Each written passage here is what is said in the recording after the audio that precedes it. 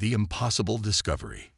Admiral Zextar had served the Celestial Watch for 47 standard cycles, and in all that time, nothing had prepared him for what appeared on his screens at 3:47 hours, Galactic Standard Time. The massive reptilian commander stood frozen at his command station aboard the monitoring vessel Eternal Guardian, his scaled hands gripping the edge of his control panel as impossible data streamed across the displays. The void sector stretched before them like a wound in space itself.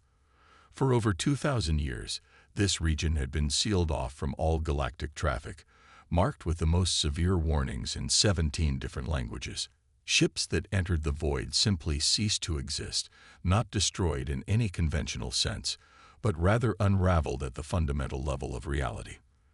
The space-time distortions within were so severe that even light itself behaved strangely, creating impossible colors that hurt to perceive directly. Admiral, his communications officer, Lieutenant Kriksta, called from her station, her 4 arms working frantically across multiple interfaces. The detection grid is registering a massive energy signature from within the void sector. The patterns they're not matching any known technology in our databases. Zextar's golden eyes narrowed as he studied the readings. His species, the Vorthak, had evolved to process multiple streams of sensory data simultaneously, but even his enhanced perception struggled to make sense of what he was seeing. The energy signature was stable, which should have been impossible within the chaos of the void. More disturbing still, the readings suggested the presence of an intact vessel. "Run a full diagnostic on all sensors," he ordered, his deep voice carrying the authority of decades in command. "This has to be an equipment malfunction. Nothing can survive in there." Commander Thilak, his second in command, approached with quick, precise steps. The tall, crystalline being's body rang like chimes as he moved, a natural feature of his silicon-based species. "Admiral, I've run the diagnostics 3 times. All systems are functioning perfectly. There is definitely something inside the void sector, and whatever it is, it's not being affected by the local distortions." Through the reinforced viewport of the bridge, Zextar could see the void sector itself. It appeared as a sphere of absolute darkness surrounded by writhing tendrils of distorted spacetime. Colors that had no names danced along its edges, and occasionally, flashes of what looked like lightning would illuminate structures that shouldn't exist, geometric impossibilities that made the mind recoil. The void had been created during the final days of the architect civilization, the mysterious species that had ruled the galaxy before vanishing without explanation. According to the few records that survived, they had been conducting experiments with the fundamental nature of reality itself when something went catastrophically wrong. The explosion had torn a hole in spacetime that still hadn't healed after millennia. "Sir," Lieutenant Kriksta called again, her voice tight with disbelief. "I'm receiving the communication signal from within the void. It's in a language I don't recognize, but the universal translator is processing it." "Put it through," Zextar commanded, though every instinct told him this was impossible. The main screen flickered to life, showing the interior of what appeared to be a perfectly normal starship bridge. The beings operating the controls were bipedal, roughly Zextar's height, with pale skin and long hair gathered back from their faces. They moved with calm efficiency, completely unperturbed by their impossible situation. One of them, a female with graying hair and confident posture, looked directly into the camera and smiled. "This is Captain Elena Vasquez of the human exploration vessel Pioneer's Dream. We're receiving your scanning attempts, Admiral Zextar. Would you like to establish formal communications?" The bridge of the Eternal Guardian fell silent. Zextar felt his heart skip a beat as he processed what he was hearing. Not only was there a ship surviving inside the void sector, but its crew somehow knew his name and rank. "How?" he began, then stopped to collect himself. In 4 decades of first contact situations, he had never been caught so off guard. "Captain Vasquez, this is Admiral Zextar of the Celestial Watch. You are currently located within a restricted zone that has been under quarantine for over 2,000 years. The region you're in should be instantly fatal to any known form of life. How are you still alive? Captain Vasquez's smile widened. That's a fascinating question, Admiral. Before I answer, may I ask what you know about quantum uncertainty navigation? I've never heard of such a thing, Zextar admitted. I thought as much.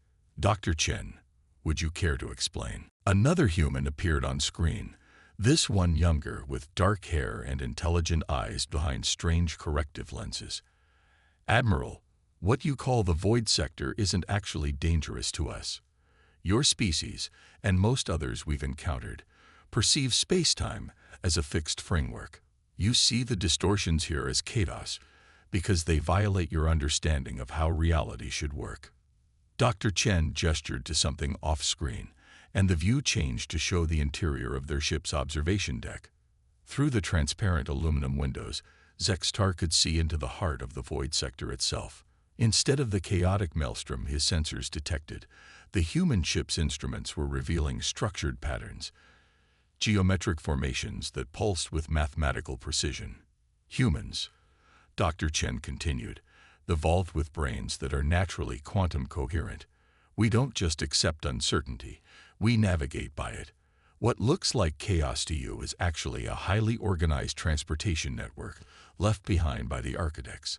They built it for minds that could embrace paradox rather than be destroyed by it. Commander Thilek's crystalline form chimed with agitation. This is impossible. We've studied the void for millennia. Our greatest scientists have analyzed it from every conceivable angle. There are no structures, no patterns, just pure destruction. Captain Vasquez leaned forward, her expression sympathetic. Commander, you're looking at it through the lens of deterministic physics. The architect network exists in probability space, not physical space. Your instruments can't detect it because you're looking for certainty where only possibility exists. To demonstrate her point, she activated what appeared to be a standard navigation display. Instead of showing conventional star charts, it displayed flowing rivers of light that curved and branched through dimensions that hurt to contemplate. The Pioneer's dream appeared as a small dot moving smoothly along one of these probability streams. We didn't cross into the void sector, Captain Vasquez explained. We were always here, just not in the timeline you were observing. Quantum uncertainty navigation allows us to exist in multiple probability states simultaneously and collapse into the most favorable outcome. Admiral Zextar felt his worldview shifting. In all his years of service, he had prided himself on being adaptable, on accepting new realities as they presented themselves. But this challenged everything he thought he understood about the nature of existence itself. If what you're saying is true, he said slowly, then you could travel anywhere in the galaxy instantly. Not instantly, Dr. Chen corrected. Time still flows, but it flows differently when you're navigating probability rather than space. We've been traveling for 3 months ship time to reach this location, but from your perspective, we simply appeared. Lieutenant Kriksta looked up from her instruments, her forearms trembling slightly. Admiral, I'm detecting massive changes in the void sector's energy patterns. Something is happening. On the human ship's external cameras, the swirling chaos of the void began to organize itself. Geometric structures materialized out of what had appeared to be empty space, crystalline formations that stretched for thousands of kilometers. They were beautiful and alien, clearly the work of a civilization that had transcended conventional understanding of physics. The architect stations, Captain Vasquez said with obvious awe in her voice. We've been searching for these for years. They're hubs in the probability network, points where multiple timeline streams converge. From here, a ship with the right navigation systems could reach any point in the galaxy within days rather than years. Impossible, Commander Thilek repeated, but his tone had changed from dismissive to wondering. Captain Vasquez turned to address him directly. Commander, I understand your skepticism.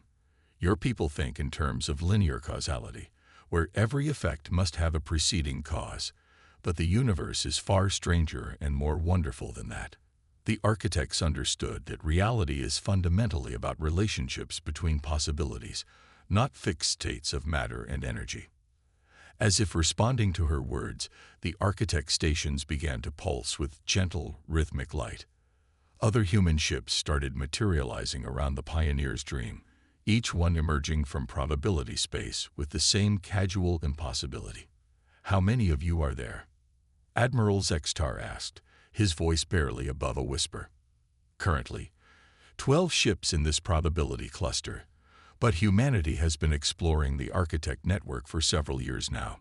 We've established contact with 17 different timeline variants of galactic civilization, including several where your species never evolved to spaceflight." The implications were staggering.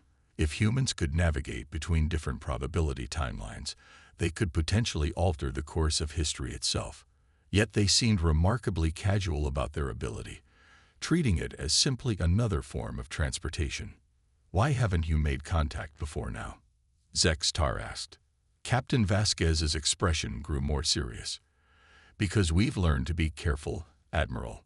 Not every timeline welcomes the presence of humans. In some, we're seen as dangerous anomalies that need to be contained or destroyed. We wanted to observe your civilization for a while, to understand your nature before revealing ourselves." "And what have you concluded?" "That you're good people," she said simply. "Your species has spent 2,000 years maintaining a quarantine around what you believed was a source of destruction, protecting the galaxy from what you thought was a terrible threat. That speaks well of your character." The bridge of the Eternal Guardian remained silent as Admiral Zextar processed everything he had learned. His understanding of reality had been fundamentally altered in the space of a single conversation. The void sector wasn't a scar on the universe, but a doorway to possibilities beyond imagination. The humans weren't intruders, but explorers who had unlocked secrets that his civilization couldn't even perceive. "What happens now?" he finally asked. Captain Vasquez smiled again, and this time there was something almost maternal in her expression. "Now, Admiral, we offer you a choice.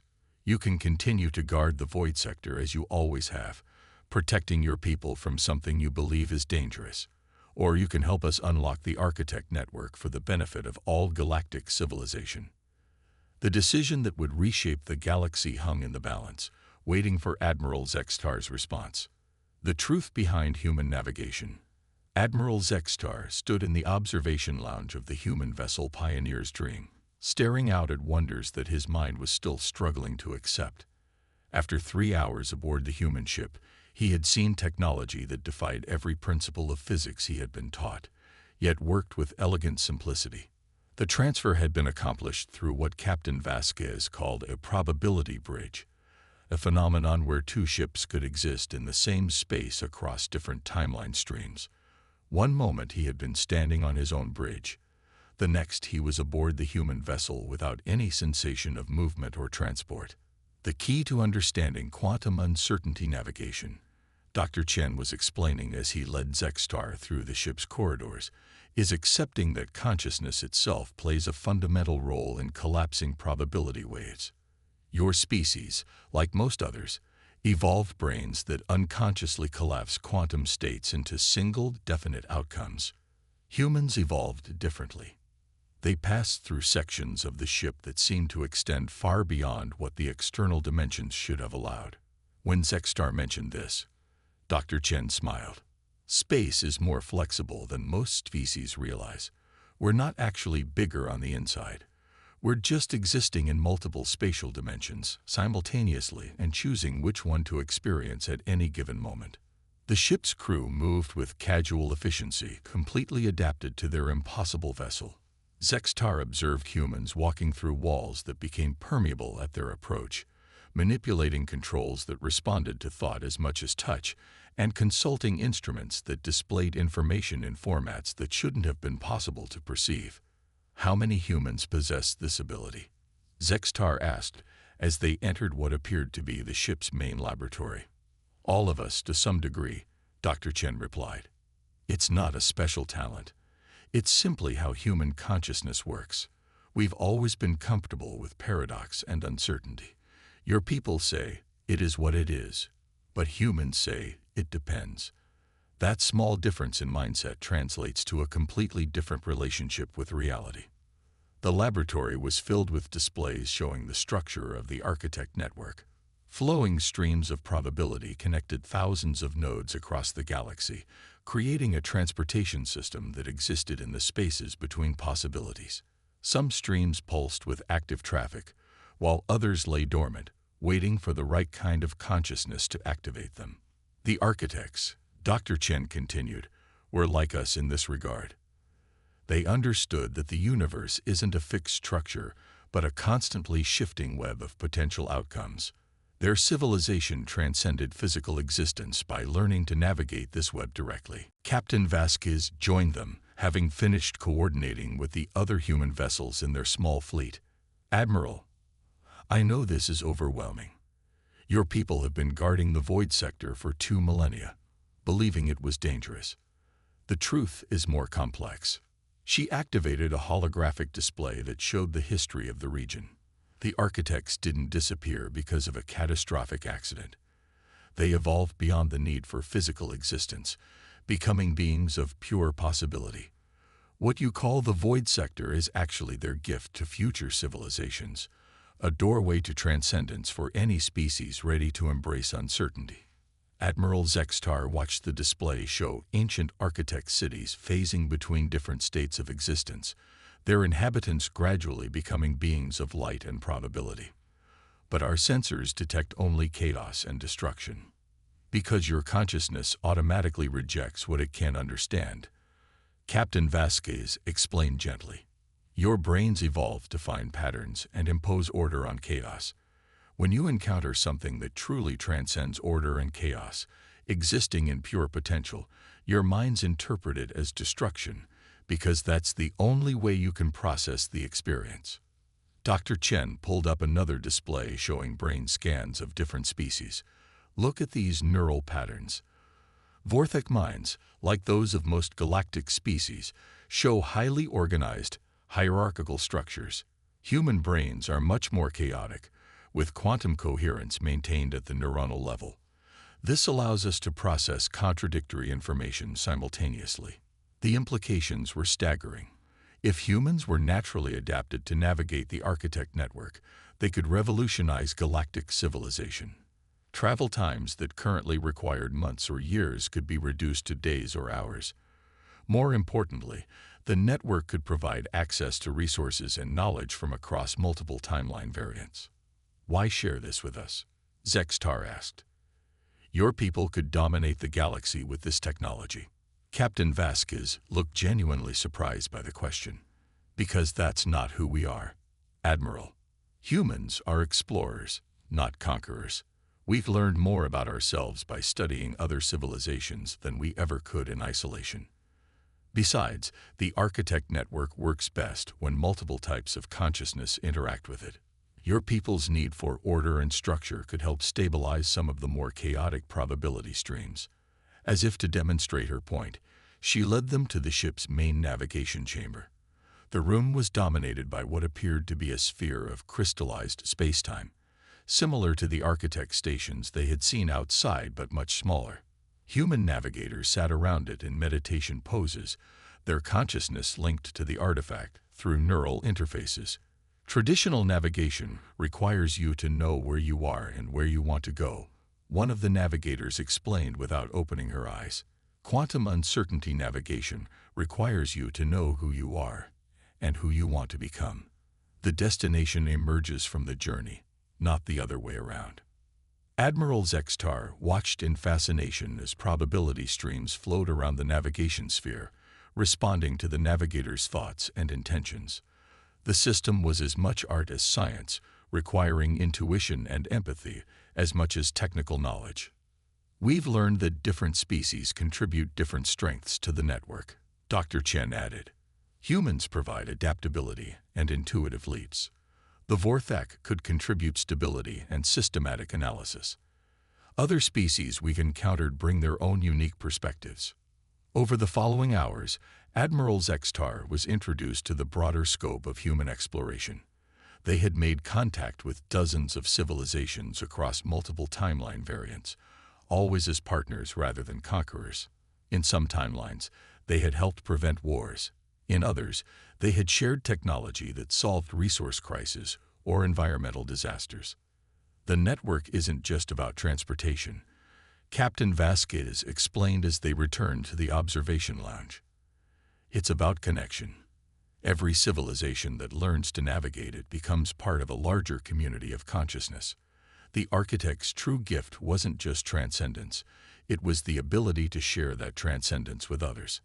As Admiral Zextar prepared to return to his own ship, he found himself fundamentally changed by the experience. His understanding of reality had expanded beyond anything he had thought possible. More importantly, he had encountered a species that wielded godlike power with remarkable humility and wisdom. "What would you need from us to begin sharing this technology?" he asked as they stood before the probability bridge that would return him to the Eternal Guardian. "Nothing but willingness to learn," Captain Vasquez replied. "We can't teach your people to navigate uncertainty the way humans do. That's hardwired into our neural structure. But we can help you develop hybrid systems that combine human intuition with Vorthic precision. The resulting technology could be more powerful than anything either of our species could create alone." Dr. Chen handed him a small device that looked like crystallized light. "This is a probability beacon. It will allow us to maintain communication across timeline streams. When your people are ready to begin joint exploration of the Architect Network, activate it, and we'll know." As Admiral Zextar stepped through the probability bridge and found himself back on his familiar bridge, he looked out at the void sector with new eyes. What had once appeared as a wound in space now revealed itself as a doorway to infinite possibilities. The structures his instruments couldn't detect were clearly visible now that he knew how to look for them. Towering monuments to a civilization that had transcended the limitations of physical existence. Commander Thilek approached, his crystalline form chiming with concern. "Admiral, you've been gone for 6 hours. We were beginning to worry." 6 hours. Zextar looked at his chronometer in surprise. He had felt like he'd spent an entire day aboard the human vessel. Time flows differently when you're navigating possibility rather than space. Over the following days, Admiral Zextar transmitted his report to the Celestial Watch Command, carefully documenting everything he had learned about human capabilities and the true nature of the void sector. The response was mixed. Some officials were excited by the possibilities, while others were terrified by the implications. Eventually, the decision was made to begin limited cooperation with the human exploration fleet. The first joint mission launched 3 months later, with Vortex scientists working alongside human navigators to map previously unknown sections of the Architect Network. The galaxy was about to become a much larger and more wondrous place, and humanity had once again proven that sometimes the greatest strength lay not in rejecting the impossible, but in embracing it with open minds and generous hearts. As Admiral Zextar activated the probability beacon for the first time, he smiled at the thought that 2,000 years of guarding a perceived threat had actually been preparation for humanity's greatest gift to galactic civilization, the courage to navigate uncertainty itself.